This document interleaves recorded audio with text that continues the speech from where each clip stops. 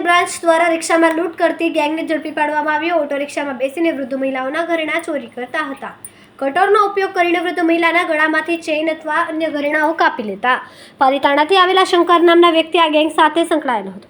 ગૌરી નામની યુવતી 3 વર્ષના બાળક સાથે રિક્ષામાં બેસતી અને જગ્યા કરવાના બહાને નજર ચૂકવી દેતી। સુરત શહેરના જહાંગીરપુરા, પાલ, અડાજણ સહિતના વિસ્તારમાં 14 જેટલા ગુનાઓની કબૂલાત કરી।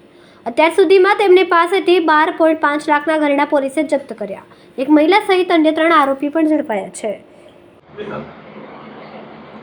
સુરત ક્રાઇમ બ્રાન્ચ દ્વારા ઓર્ગેનાઇઝ ગુનાઓ શોધી કાઢવા માટે સતત પ્રયત્નો કરવામાં આવતા હોય છે।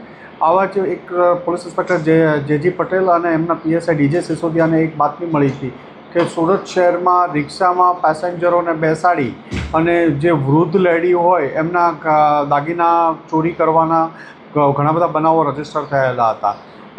આ ગુનાના વર્કઆઉટ કરતા હતા એમાં પોલીસ ઇન્સ્પેક્ટર જેજી પટેલ અને ડીજે સિસોદિયાને બાતમી મળી હતી કે મૂળ પાલીતાણાના અને હાલ કઠોર વિસ્તારમાં રહેતા 4 લોકો આજે અહીંયા સુરતમાં કરવામાં આવવાના, જહાંગીરપુરા વિસ્તારમાં આવવાના છે રિક્ષા લઈને ચોરી કરવા માટે।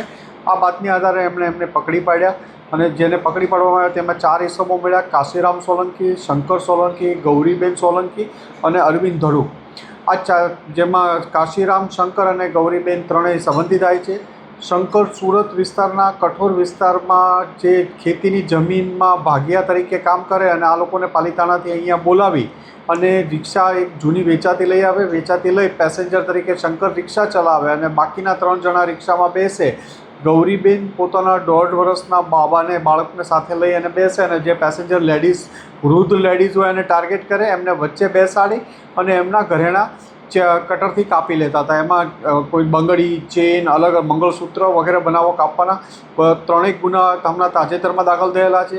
જેમાં જહાંગીરપુરા, પાલ અને અડાજણ વિસ્તારમાં આ લોકો પાસેથી 12.5 લાખ કરતાં વધુનો મુદ્દામાલ, બંગડીઓ અને કાપેલા મળી આવેલા છે અને સુરત શહેરના 14થી વધુ ગુનાઓ કરેલાનું એ લોકોએ અડાજણ, પાલ અને જહાંગીરપુરા વિસ્તારમાં 14થી વધુ ગુના કરેલાનું કબૂલાયું છે।